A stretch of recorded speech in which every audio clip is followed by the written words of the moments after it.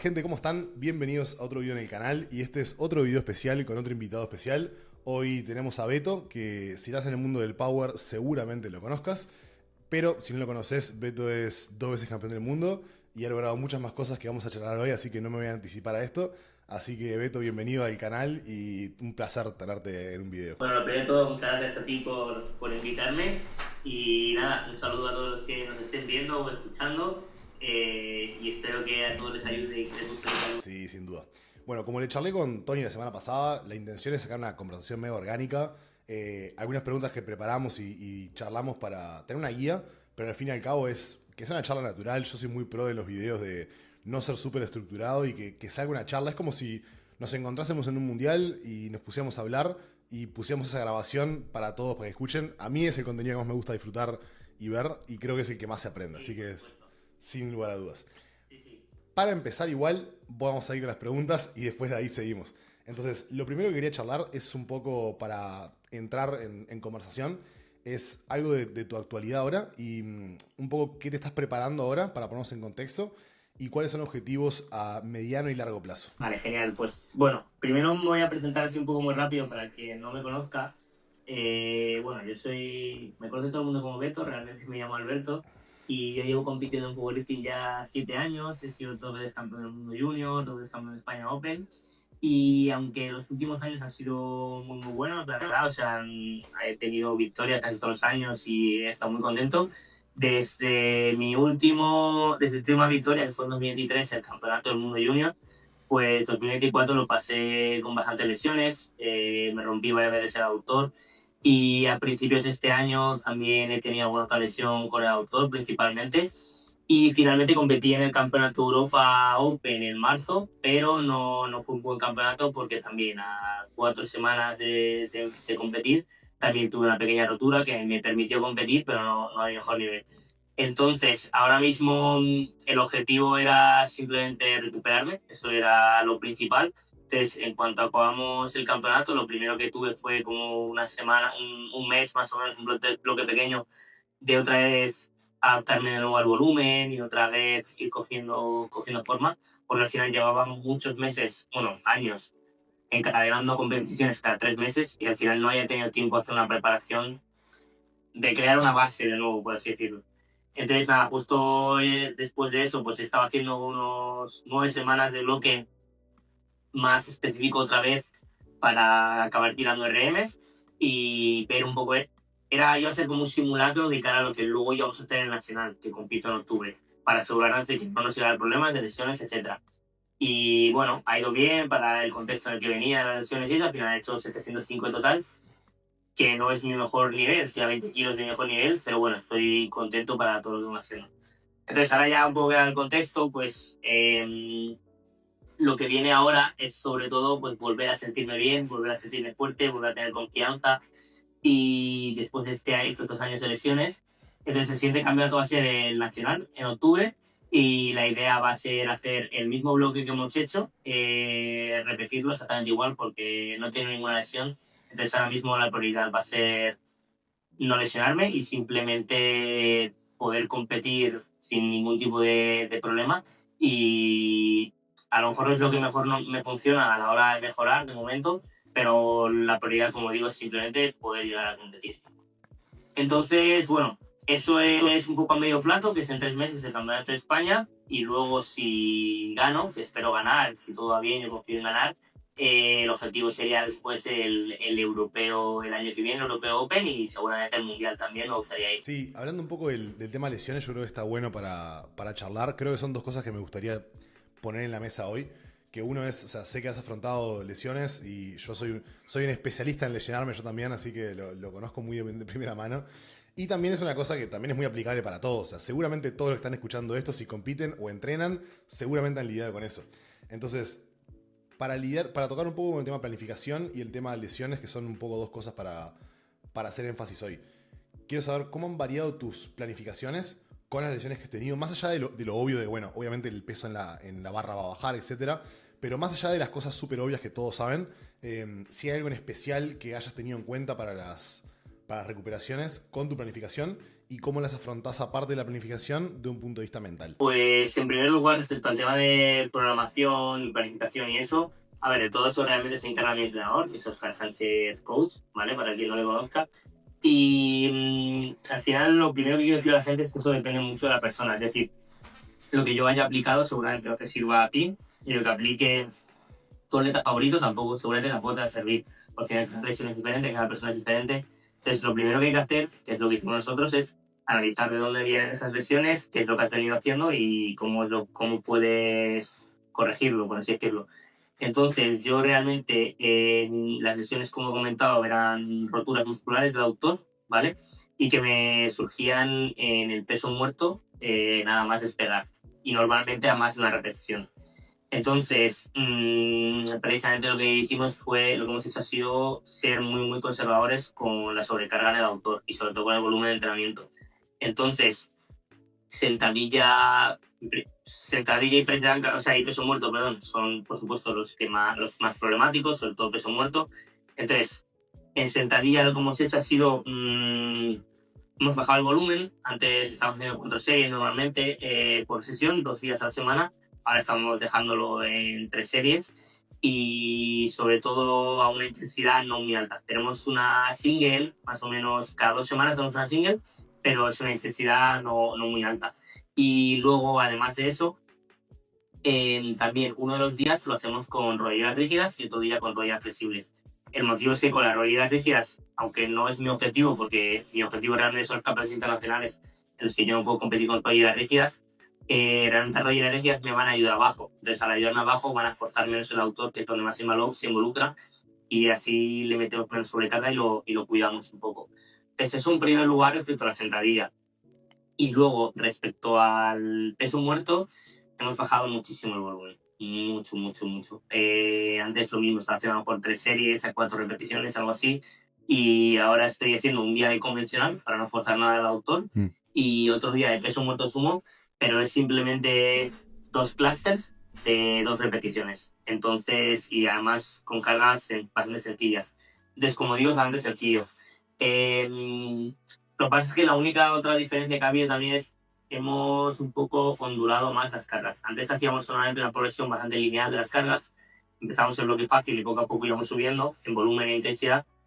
Y al final eso lo que ocurría era que, claro, cuando me acababa rompiendo es a 3 semanas de competir, es cuando ya empezaba a tener un volumen y una intensidad. Entonces, para evitar riesgos a poco de competir, lo que hemos hecho ha sido, en primer lugar, estamos metiendo una semana toca single pesada en sentadilla y el peso muerto es tranquilo, y la semana siguiente la single es pesada en peso muerto y en sentadilla es tranquilo. Entonces así vamos alternando una semana sentadilla, otra semana peso muerto y así sucesivamente. Eso por un lado. Y luego por otro lado, antes siempre hacíamos un SBD pesado a una semana de competir más o menos. Y entonces al final el prepararme para SBD y ese propio SBD me generaba mucha fatiga que luego también podía hacer que me acabara rompiendo en el último mes. Entonces lo que hemos hecho ha sido, es un bloque de 9 semanas y lo hemos como dividido en 2, por así decirlo. Primero tenemos unas 4 semanas de ir acumulando volumen. Acabamos esas 4 semanas con unas tiradas pesadas, primero en sentadilla, que es una tirada muy pesada. Lo que antes hacía la semana de antes, pues esta vez lo hago a 4 o 5 semanas. El peso muerto a 5 semanas y es una single ARP 9, 9 y medio. Y luego en sentadilla, una single también ARP 9, 9 y medio la semana siguiente. Entonces ya con eso ondulamos, volvemos a bajar y entonces ya preparamos el segundo bloque de 4 semanas y ahí tiramos singles ARP 7, 8 más o menos, pero no acabamos tirando tan pesado como antes, sino que ya el día de volver a tirar pesado de verdad es el día de la competición. Sí. Eso es un poco así a rasgos generales. Yo he hecho eso mucho a medida que los atletas que tengo son más avanzados. Uno, está bueno por lo que decís por tema de lesiones, pero otro también por un tema para mí de generación de fatiga. Yo creo que a veces la planificación un poco más tradicional a veces te viene tirando pesado a una semana y media o capaz hasta 2 semanas y después está el tapering muy agresivo o hasta incluso hay gente que ni siquiera hace o se toma 4 días libres y después va a la competencia. ¿Y cuál es el problema con eso que veo? Que se genera mucha fatiga, hay un pico de forma demasiado adelantado y normalmente ¿qué pasa?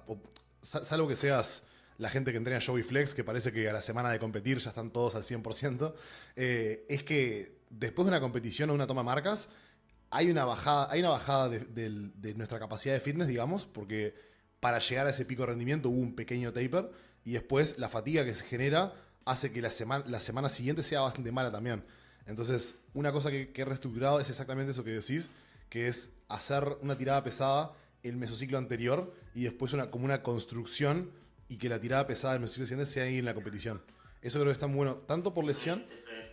Sí, sí, sí. Eso es un poco lo que hemos probado nosotros hacer, que hasta ahora no habíamos hecho, porque nos había funcionado bien hasta ahora. Hasta que yo creo que cuando ya el atleta va cogiendo un nivel, va levantando bastantes kilos, la fatiga cada vez es más grande, yo creo que eso ya se hace difícil, pues por lo que tú comentas, que al final ya una tirada pesada de un atleta de ese nivel genera mucha fatiga. El prepararte para esa tirada ya de por sí genera mucha fatiga, lo cual aumenta el riesgo de lesión. Y luego encima, si el propio CBD te fatiga todavía más, al final hace que a lo mejor la competición, a lo mejor no hayas lesionado, pero vayas a llegar más cansado. Entonces, veo bien eso, dividirlo a lo mejor en mesociclos, de tal forma que la tirada pesada del mesociclo de competición sea realmente la competición y no sea... En eso que me comentaste de que me gusta mucho el approach de tener semana pesada en sentadilla y liviana en peso muerto y viceversa.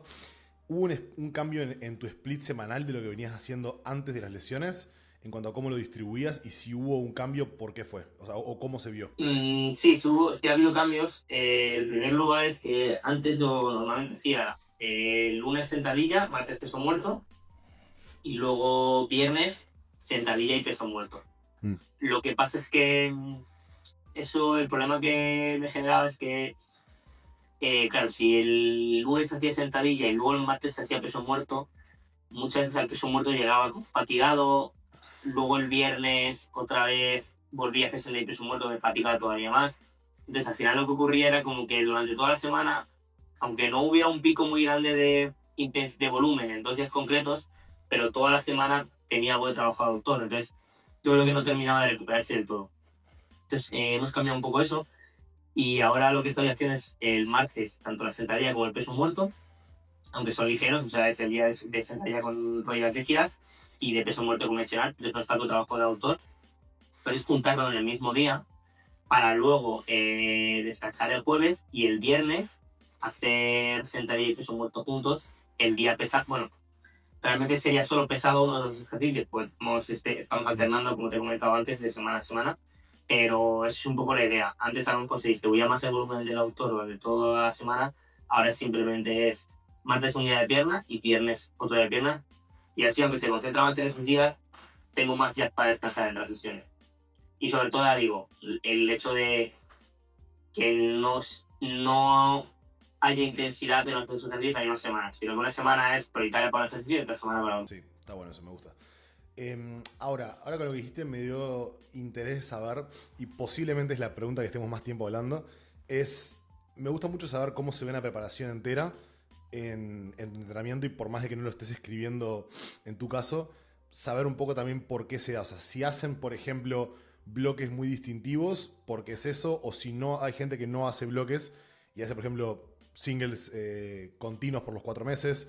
¿Cómo se ve y un poco cuál es el motivo de por qué hacen lo que hacen con tu coach? Yo personalmente creo, soy también partidario de que cambia mucho la cosa en función del atleta. Al final yo creo que con un atleta con menos nivel puedes hacer preparaciones más cortas y al poder hacer preparaciones más cortas puedes encadenar más preparaciones, lo que haga que cada una sea un poco más específica para lo que quieres trabajar. Es decir, a lo mejor si un atleta más principiante con 6 semanas ya,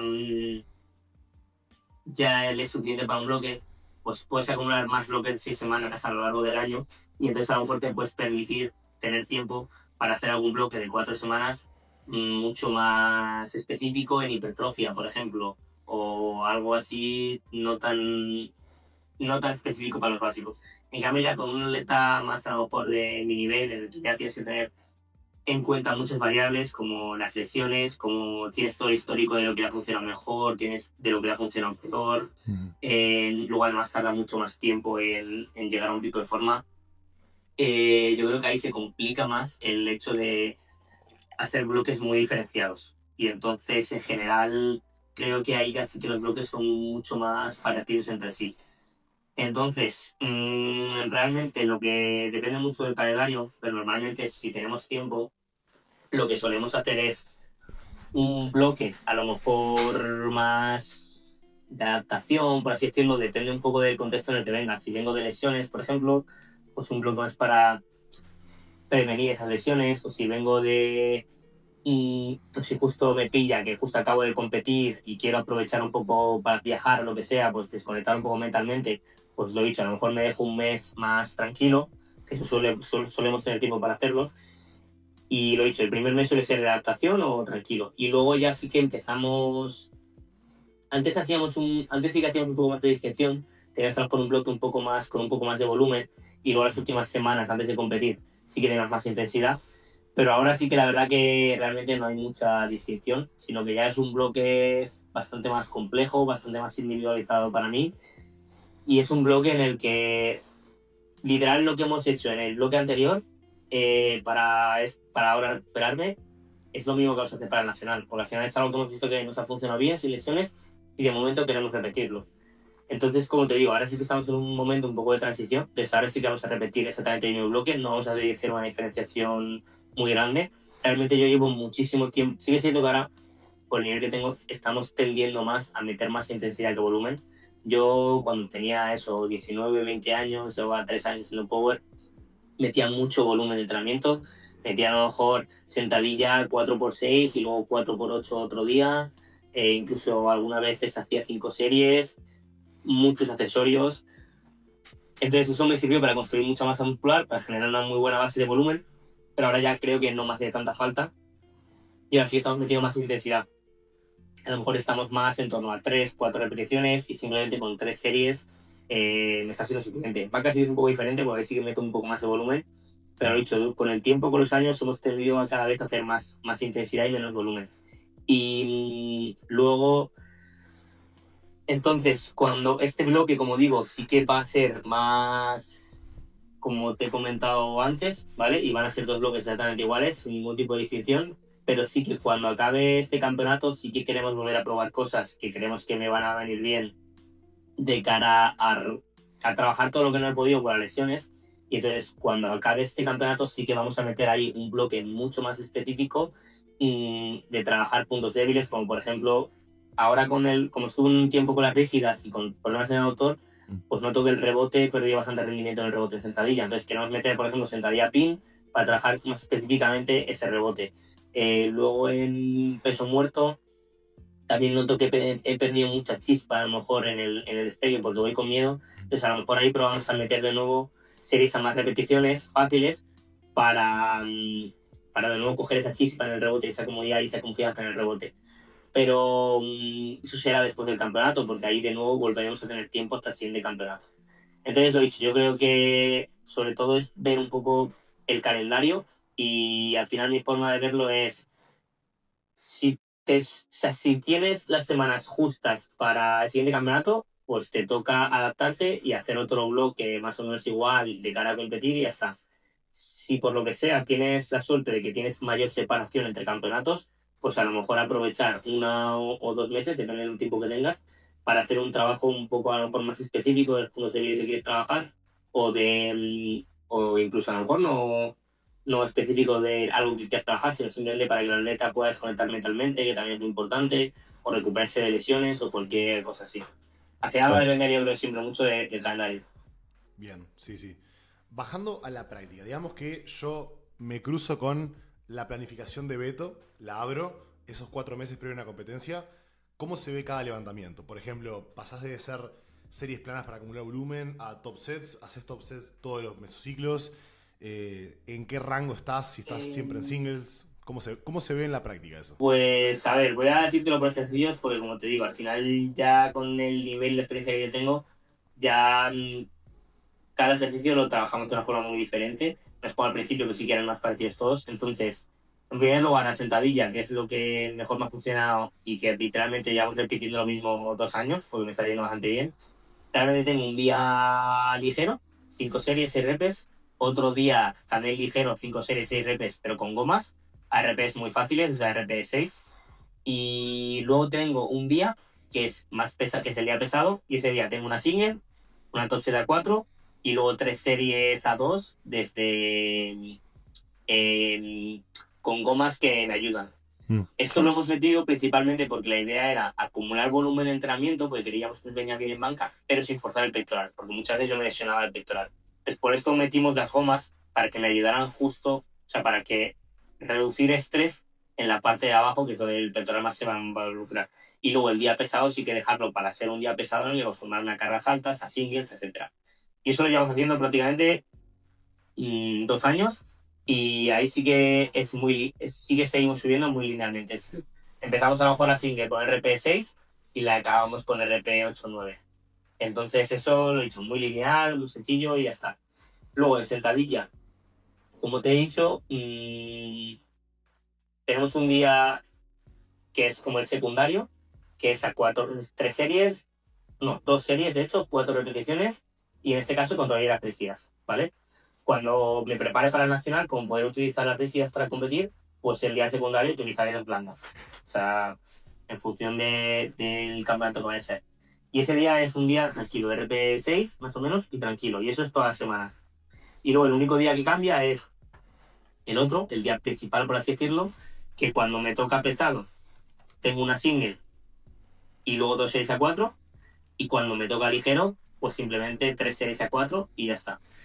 Y la single, como te he dicho, va aumentando linealmente, pero dentro de un mesociclo. Es decir, son 9 semanas de bloque, pues a lo mejor primeras 5 semanas va subiendo progresivamente la intensidad hasta acabar un RP9, luego bajamos otra vez intensidad y luego volvemos a subir hasta que el final de la intensidad, por así decirlo, es el día de la competición.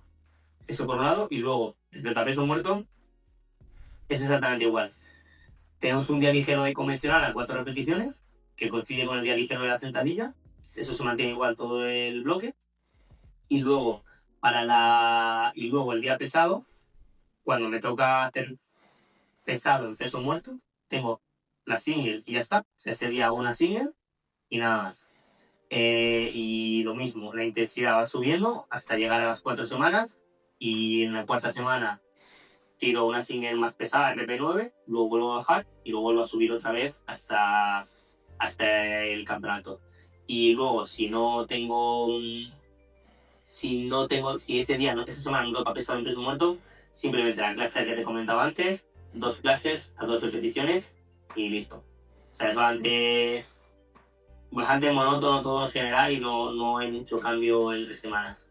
Es que el powerlifting es un deporte monótono. Es una cosa que la gente que le gusta tiene que entender. Sí. Sí. A la gente le gusta en general complicarlo y preguntan qué variante hago, cómo entreno, que muchas veces si entrenas vas a mejorar. Sobre todo al principio no hace falta comerse mucho la cabeza con lo que haces. Y sobre todo, si algo funciona, déjalo. Que hay gente que mejora haciendo un 4x6 todas las semanas y para adelante. O sea, que no necesitas más. Sí, es que yo creo que el powerlifting a ver, ya sea IPF o gimnasios o lo que sea, para hacer marketing del powerlifting, ¿qué vas a mostrar? Los levantamientos pesados, la gente gritando. Pero la realidad es que el 99% del powerlifting es hacer lo que funciona, vez tras vez, tras vez, tras vez, y es así. Y es tal como decís, a veces hago preguntas y respuestas y la gente, no, tengo 150 kilos de sentadilla, ¿qué variante me recomendás? Sentadilla. Sentadilla y paciencia. No requerís una variante súper especial para mejorar 150 kilos. Tal cual. En esto que me comentás, ¿hay alguna metodología con la cual con tu entrenador, no sé cuánto implicás en la planificación, o si se le dejas todo a tu coach, en caso de que se la dejes todo a tu coach o que hagan un poco colaboración, ¿hay alguna metodología en particular en la que se identifiquen o como que digan, bueno, esto es una metodología en la cual me baso mucho? ¿O fue como algo propio, creación propia, digamos? Realmente no diría que hay ninguna. O sea, yo creo que al final tú puedes tener tus métodos, pero que no lo llamaría ni métodos. Al final lo llamaría tener pues como una caja de herramientas muy amplia y saber conocer a tu atleta para utilizar la herramienta adecuada con cada persona. Pero no le llamaría un método, porque al final yo creo que si tienes un método muchas veces es intentar aplicar las mismas herramientas a todas las personas y creo que somos tan diferentes que al final muchas veces no va a funcionar. Entonces al final es eso, sobre todo aprender un poco de toda la experiencia, de todo lo que has ido probando con diferentes personas, y al final creo que es un deporte en el que puedes tener una idea de lo que va a funcionar mejor, pero realmente hasta que no lo pruebas no sabes cómo funcionar. Entonces es ir probando, ir apuntando y quedándote con qué funciona mejor y ir cambiando cuando deje de funcionar y ya está.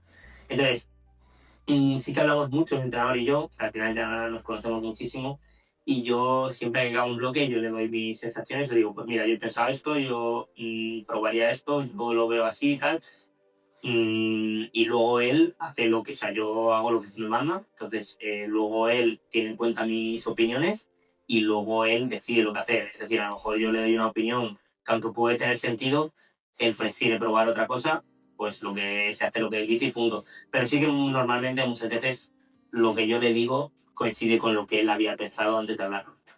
Entonces, como te digo, es muy en base a prueba y error. Es decir, la banca probamos un bloque que nos acabó funcionando genial, ese bloque no lo hemos tocado en 2 años, ¿sabes? Porque no ha hecho falta. Luego, en sentadilla y peso muerto, como te digo, se ha basado principalmente en un poco mi experiencia, o sea, se ha basado, o sea, al final yo creo que es muy importante la longevidad en un atleta y el que no se lesione. Entonces, realmente, muchas veces las decisiones en cuanto a qué programación seguir no han estado fundamentadas ni siquiera en qué es lo mejor para ti, sino en qué es lo mejor para que no te lesiones. Porque al final, si no te lesionas, vas a tener más tiempo y si tienes más tiempo, seguramente vas a mejorar más. Pero si te lesionas, aunque a lo mejor era lo ideal, era lo perfecto para ti, si solo lo puedes hacer durante 2 semanas y estás 2 meses parado, aunque si fuera a lo mejor, no sirve, porque no lo vas a poder hacer. Entonces, ahora mismo estamos funcionando un poco así. Yo le digo, pues mira, a lo mejor esto me he notado más cargado durante este bloque en este día. O, oye, me estoy notando bien, creo que ya le podemos apretar un poco más. Y entonces, hasta ahora ha sido tratar de aislar el trabajo de autor todo lo posible, es decir, tratar de minimizarlo al máximo para poder hacer sentadilla de peso muerto. Y ahora sí que, como te digo, después del campeonato empezaremos a hacer algo un poco más específico, por así decirlo, pero no está basado en ninguna metodología ni nada, sino simplemente quiero trabajar el rebote, ¿cómo lo trabajo? Ya está. Quiero trabajar el despegue en el peso muerto, ¿qué puedo hacer para trabajarlo? Ya está, pero sin pensar realmente en algo ya estructurado. Sí, sí. No, a ver, yo considero que una metodología puede ser, así como por ejemplo Mike Tuchscherer en Estados Unidos, su frase de metodología es hacer lo que funciona, siendo que una metodología puede ser, ok, yo busco hacer lo que funciona, así como otras metodologías son, ok, yo tengo ciertos bloques que estructuradamente sigo. O sea, considero que una metodología puede ser literalmente hago lo que funciona, y está bien. Algo que me gustó mucho que dijiste y que lo quiero destacar para todos, sobre todo aquellos que no hayan tenido muchas lesiones. Porque creo que yo ya tenía unas cuantas lesiones en mi trayectoria. Ya sé que capaz que no tuviste tantas, pero sí que pegan fuerte y a nivel psicológico sobre todo te pegan fuerte. A veces, sobre todo cuando alguien nunca tuvo ningún problema, siempre tiene esta actitud como de Superman de, bueno, yo voy a seguir hasta que me llevo todas las paredes por delante porque nada me puede detener y hasta que no te lesionás más de una vez y sobre todo algo un poco más crónico, nunca tomás mucho en cuenta esto. Y decís, mientras más haga mejor, mientras más giros le ponga mejor, y después te das cuenta de que en realidad probablemente el atleta que puede tener una planificación y una técnica también más sostenible a través del tiempo, es probablemente el que mejor le va a ir. Yo tuve un poco esto con la sentadilla. Yo con calzado plano y estando un poco más abierto, me siento mucho más fuerte. Pero siempre me lesiono el aductor con eso. Siempre. Ya 4 veces. Entonces tengo que usar taco. No tengo otra. Porque ahí nunca me lesiono. Entonces, ¿cuál es lo más fuerte, pero cuál es lo más sostenible? Y lo más sostenible, a través del tiempo, va a terminar siendo lo más fuerte porque es lo que más trabajo le podemos hacer y más podemos fortalecernos. Sí, sí, por supuesto. Al final yo creo que también es muy importante o sea, muchas veces creo que se deriva mucha responsabilidad del entrenador, cuando realmente también es muy importante el propio atleta, las decisiones que toma el propio atleta. Al final un entrenador no puede estar dentro de la persona. Entonces, y tampoco puede estar normalmente día a día, porque la mayoría de los entrenamientos son online. Entonces, el atleta tiene que saber muchas veces cuándo parar. Es decir, yo sobre todo antes era muy de, no, no, yo aunque me duela sigo y tal, no sé qué, y yo me esfuerzo y lo hago porque tengo que cumplir, tal, no sé qué. Y luego con el tiempo te das cuenta de que es absurdo, o sea, porque realmente muchas veces vale más fallar una sesión, que da igual, una sesión de verdad. O sea, ¿cuántos entrenos haces al año de sentadilla? O sea, si hago 2 por semana, no sé cuántas semanas tiene un año, 52, son 100 son entrenamientos. muchísimos entrenos. Pues eso, si fallas uno, o sea, no has perdido nada realmente. En cambio, si por intentar hacer, que además muchas veces no es ni perder el entrenamiento entero, sino que es a lo mejor una serie y ya, es en la última serie, esto es un poco, pues es que si por intentar esa serie luego pierdes 2 meses, ahí la has cagado realmente. No la vas a cagar por fallar una serie, la vas a cagar por fallar 2 meses. Entonces, eso es muy importante, que el atleta tenga un poco ese control y ese conocimiento para saber cuándo se puede apretar y cuándo se puede aflojar. Y también saber identificar los dolores y las molestias. Al final hay dolores que son preocupantes porque a lo mejor son dolores nuevos o son dolores fuertes o a lo mejor son dolores, sobre todo, que ves que están aumentando. Ahí es cuando realmente uno se tiene que preocupar, cuando ve que el dolor aumenta. Y hay otros dolores que a lo mejor a priori son un poco más intensos, pero realmente ves que se mantienen en el tiempo. Entonces realmente son molestias normales y que no va a pasar nada. Entonces también es muy importante saber identificar qué tipo de dolor es para luego saber si seguir o si es más inteligente para... Sí, algo que es muy difícil es, porque tampoco queremos ir con la mentalidad de miedo de, ay, siempre tengo que estar pensando si me puedo lesionar o no, porque también eso es muy perjudicial. Entonces yo creo que lo más importante de lo que mencionaste es la comunicación entre entrenador y atleta. Yo ahora empecé con un entrenador nuevo y también lo pienso yo como entrenador, que es, yo como atleta voy a dar toda la información. Voy a intentar serlo, o sea, yo como entrenador puedo ser un poco, puedo querer dar mi opinión cuando en realidad no debería, tengo que dar mis sensaciones. Ok, sentí esto, esto y esto, no voy a decirle por qué a mi entrenador, si me lo pregunta se lo digo, pero sí voy a explicar exactamente qué es lo. Ok, sentí este dolor en esta parte del recorrido con esta intensidad y la semana pasada sentí esto. Perfecto. ¿Por qué pasa? Nosotros, tal vez con la experiencia de entrenar hace mucho tiempo, aunque yo esté un poquito lejos de tu nivel, igual que la experiencia de entrenar hace mucho tiempo, uno sabe, porque es una realidad de que entrenando en serio, molestias van a haber siempre. Uno sabe distinguir qué es peligroso y qué no, pero tal vez un atleta que tal vez no tenga tanta experiencia o no sepa mucho a nivel técnico, puede que no lo sepa. Pero a mí lo más importante, por lo menos de mi lado como entrenador, o yo cuando soy atleta también, es informar. Porque a veces tenemos esta mentalidad hardcore de tengo que hacer todo y no puedo robarme nada, tengo que cumplir toda la planificación.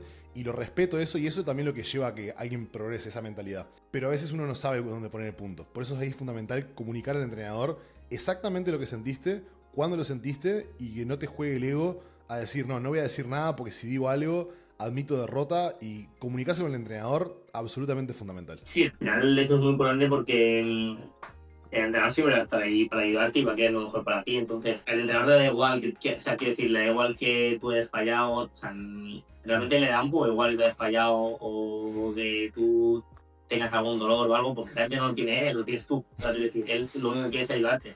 Claro. Entonces, es importante que el atleta simplemente lo comunique, pero no por nada, o sea, tu entrenador no te va a juzgar. O sea, no, si un entrenador no te va a juzgar de, joder, has fallado, no sé qué. Realmente aparte la experiencia suficiente, como tú dices, de decir, vale, este es un dolor que me preocupa, pues entonces te vas a ajustar. O a veces de decir, va, esto es una tontería, no te preocupes por esto, puedes seguir. Y eso ya le va a dar al atleta si era una tontería, le va a dar al atleta la confianza de, vale, es una tontería, puedes seguir y va a seguir entrenando bien, que a lo mejor estaba preocupado. O lo contrario, si era algo que realmente era preocupante, pues va a saber decirle al atleta de parar, que a veces incluso es difícil para el entrenador porque no lo está sintiendo el mismo. Entonces, yo a lo mejor sé identificar muy bien un dolor cuando yo lo siento, pero cuando me lo explican, también porque muchas veces el atleta hay gente a la que le cuesta más comunicarse o se comunica peor. Sí, sí. Y entonces es difícil a lo mejor entender qué es lo que están sintiendo realmente, pero, pero sobre todo con esa comunicación se van a poder tomar decisiones, al menos que sean, aunque sean mejores o peores, pero se van a poder tomar decisiones con un fundamento detrás, no decisiones sin conocimiento. Para acercarnos al cierre de este video formato podcast, quiero hacer una pregunta un poco más a nivel mentalidad, que creo que siempre está bueno tocar al final. Ya cubrimos mucho que el powerlifting es un deporte monótono, de que todos estos momentos de highlights como le llaman en Estados Unidos, el highlight reel, como que la parte más linda o más marketingable de las competencias y las medallas y los récords es el menos del 1% del deporte. El otro 99% es ir todos los días al gimnasio a hacer lo mismo, comer la comida que tenés que comer, dormir 8 horas, etc. Entonces, eso es algo monótono. Entonces, mi pregunta es, ¿por qué haces lo que haces? Sobre todo después de este periodo difícil de lesiones. ¿Qué es lo que si es que en algún momento lo pensás, ¿qué hace que yo no me pierda nada, haga todas las comidas, vaya a dormir en hora? ¿Qué es lo que hace que tú hagas eso? Pues yo creo, primero voy a decir un poco a nivel general y luego en mi caso concreto. Yo creo que lo importante es que la gente tiene que encontrar el motivo por el que lo hacen. O sea, que yo creo que la gente no reflexiona lo suficiente sobre por qué hace. Porque la gente normalmente cuando empieza una actividad, sea powerlifting o lo que sea, o sea, como que ven la meta, pero no ven el motivo que les hace hacer eso. O sea, al final, muchas veces ven, quiero ser el mejor del mundo, quiero ser campeón del mundo, o quiero verme mejor, o quiero ligar más. Pero eso es como la meta, pero realmente, ¿qué te lleva a querer eso? Eso es sobre todo lo que creo que tienen que pensar las personas. Es decir, ¿qué te lleva a querer ir a entrenar todos los días? ¿Qué te lleva a querer ser campeón del mundo algún día? Por al final ser campeón del mundo algún día, yo lo he vivido 2 veces. Tú quieres ser campeón del mundo algún día y a la semana de haberlo sido, o sea, no te acuerdas. Quiero decir, o sea, sí te acuerdas obviamente, pero ya no lo sientes realmente. Tú sientes que eres campeón del mundo ese día y el día siguiente, pero una semana después ya no tienes ese sentimiento de que has sido campeón del mundo. Puedes estar orgulloso, pero ya está. Entonces, lo importante es lo que hay detrás de eso, no ese momento de euforia, no haber conseguido esa meta, sino todo lo que hay detrás de esa meta. Entonces, creo que es muy bueno que la gente intente analizarse a sí misma y encontrar el verdadero motivo de por qué hacen algo en lo que sea de su vida, por qué trabajan, por qué entrenan, por qué hacen cualquier cosa. Y en mi caso lo he estado pensando bastante, la verdad. Es por muchos motivos, pero yo te diría que un motivo muy, muy grande que tengo es el inspirar a otras personas. Al final, yo cuando empecé a entrenar muy solo porque era un deporte nada conocido. Empecé a entrenar Empecé a entrenar calistenia hace 13 años, que ya nadie conocía la calistenia y en general el mundo del fitness no era nada. El powerlifting hace 7 años y tampoco era nada. Y a mí me costaba mucho, porque realmente era un deporte en el que tú se lo decías a las personas lo que hacías y no sabían lo que era. Y además no había nada de dinero, no había nada de ayudas ni patrocinadores. Para mí eso era muy duro, joder, era un deporte en el que yo era de los mejores ya de España en ese momento, y al que le dedicaba muchas horas y luego no tenía ningún reconocimiento. O sea, la gente ni sabía lo que era. O sea, ahora al menos saben lo que es, pero antes ni se sabía lo que era. Entonces, yo lo que quiero es, en primer lugar, inspirar a chavales a que descubran este deporte, a que descubran lo que les hace ilusión, lo que les hace feliz. Y para mí es un motivo muy principal por el que hago esto. El hecho de yo haber inspirado a otras personas a conocer este deporte, que este deporte cada vez sea más grande y que un chaval que vaya a empezar hoy a hacer powerlifting se encuentre el powerlifting como un deporte mucho mejor que el que yo me encontré hace 7 años cuando empecé. Que tenga más facilidades para empezar a entrenar, que quieran buscar un gimnasio de powerlifting en su ciudad y lo vayan a encontrar gracias a que cada vez más gente hace powerlifting. Eso en primer lugar, inspirar a las personas y sentir que he ayudado a construir algo. O sea, al final para mí, mi motivo principal, como te digo, es sentir que mi paso por este deporte va a tener un significado. Es decir, que yo, cuando el día que decida dejarlo, todo lo que yo haya hecho en este deporte va a repercutir más allá de cuando yo ya deje de hacerlo. Es decir, que yo, por ejemplo, yo que sé, dentro de 15 años lo deje, imagínate, pues que dentro de 25 todavía lo que yo hice pueda haber tenido alguna cierta repercusión, porque a lo mejor gracias a yo haber aparecido en este deporte, más personas lo practicaron, gracias a que yo inspiré, por ejemplo, al futuro campeón del mundo que justo era español, y gracias a eso conseguimos que el deporte crezca muchísimo. Pues cualquier cosa así. Es decir, que mi paso por este deporte tenga un significado más allá de mi propia permanencia en el deporte. Eso es para mí, yo creo, mi mayor motivación y lo que me hace seguir adelante, el recordar cuando he estado mal yo ahora, recuerdo realmente por qué empecé, recuerdo realmente cuál es mi motivación. No ganar un campeonato del mundo, sino recuerdo el motivo real, el por qué lo hago, y eso es lo que me hace ayudar a seguir, incluso en momentos malos. Me encanta, la verdad me saco el sombrero, me gustó mucho la explicación, la verdad muy buena. Una cosa que está bueno para destacar de lo que dijiste, que creo que está... creo que te das cuenta una vez que tenés ya un tiempo haciendo las cosas que hacemos, es esto de que empezamos por una meta, empezamos por imaginarnos ganando y rompiendo un récord, y creo que después nos mantenemos por quién nos convertimos en ese proceso. Porque la disciplina de levantarte y hacer lo que tenés que hacer y entrenar, o tenés que hacer una serie pesada y capaz que a veces mentalmente no te encontrás como para hacer esa serie pesada y buscar en alguna parte, bueno, tengo que encontrar una forma de activarme y levantar estos kilos que son pesados y hoy no tengo ganas de hacerlo. También te convierte en una persona que siente que puede hacer cualquier cosa. Yo, por ejemplo, cuando abrí mi gimnasio, abrimos un gimnasio de powerlifting acá en Uruguay, y estuvimos 4 meses trabajando todos los días, 12 horas al día, picando, poniendo paredes, haciendo baños, porque el dinero ya lo habíamos puesto en alquilar el local y en el equipamiento. Entonces dijimos, una vez que abrimos ese gimnasio, dijimos, puedo hacer todo. Porque una vez que pasas el proceso, es como que te da esta sensación interior de que me convertí en alguien más capaz, más disciplinado, y que una vez que pasaste esas etapas, es como que, ok, puedo hacer mucho más que esto y me convertí en una persona como que más valiosa o con más resiliencia, y eso creo que también, personalmente, es uno de los motivos por el cual sigo entrenando, porque sé que no voy a ser campeón de nada, o sea, mi entrada en este mundo está como entrenador, indudablemente no como atleta, pero quién te convertís como atleta y después cómo lo transmitís, ya sea en tu caso, bueno, en ambos casos, pero en tu caso más difusor del deporte, podés transmitir eso podés hacer un video hablando de por qué tenés que respetar los hábitos y por qué tenés que ir a entrenar y por qué tenés que hacer todo con información de primera mano. No es algo que te inventaste, no es algo que leíste en ChatGPT, es algo que vivís todos los días, y también es otro motivo por el cual hablé esto con Tony. Considero de que es invaluable que un entrenador entrene, que un entrenador busque su máximo potencial como atleta, porque aunque no ganes nada, que obviamente la genética juega un papel en eso, por lo menos sabés experimentar lo que es la disciplina de ser un competidor, las emociones, las frustraciones, y eso te convierte en una persona a la cual puede transmitir cosas, que al fin y al cabo es de una forma u otra lo que buscamos.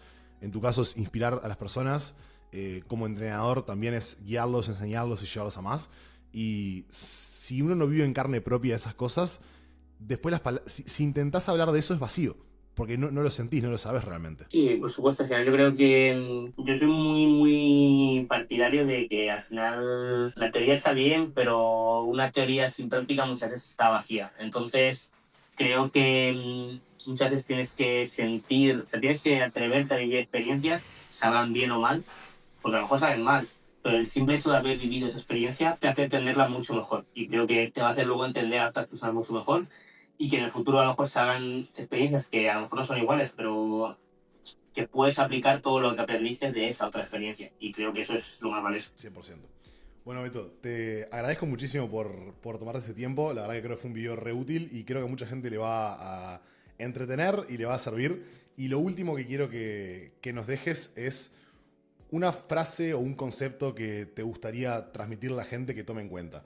Ya sea algo técnico, algo de mentalidad, lo que sea, para cerrar el video y que aquellas personas que tal vez hayan entrado por mí y no te conozcan, o aquellos que sí te conozcan, se queden con esta imagen de Beto. Tipo, ok, vi toda esta entrevista, ¿qué imagen me quedo con Beto cuando termina el video? ¿Cuál sería esa imagen, esa frase? Pues yo te diría una frase que me he repetido mucho a lo largo de toda mi vida. En general me ha guiado mucho en mi vida, en muchas cosas. Y es la que más me ha marcado, que es que más vale arrepentirse de lo que has hecho que arrepentirse de lo que no has hecho. Entonces creo que siempre hay que atreverse, creo que siempre hay que intentar las cosas, porque siempre una derrota va a ser siempre un aprendizaje, y la única forma de aprender y de crecer es caerte, fallar y seguir aprendiendo, y al final todas las derrotas simplemente van a ser un paso para acercarte a la victoria final. Me encanta, me encanta. Bueno, mejor cierre de video imposible. Beto, te agradezco un montón y gracias a todos por el video. Dejen en los comentarios qué les gustó del video, qué quieren ver. Y nada, tengan grandes. Vamos arriba.